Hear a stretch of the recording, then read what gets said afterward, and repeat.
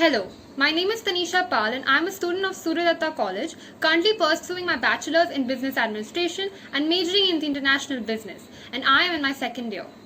How you are using your time productively during this period? The key to productivity is to get up early and sleep early. So nowadays all of my friends who are teenagers, they have ruined their timetable by not sleeping early and not getting up on time.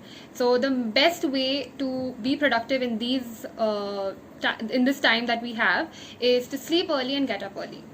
How you are getting engaged with your peers and parents in household work? As we're a family of 6 people, we work as a team.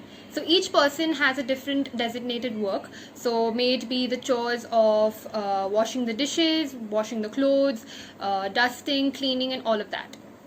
How faculty members are helping in academics and also on keeping you engaged?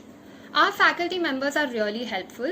They are actually engaged with each and every person in the class, and they've created a Google Classroom wherein they give different assignments with deadlines, which actually improves our productivity, and different datas of all the subjects so that we can study and prepare for our exams.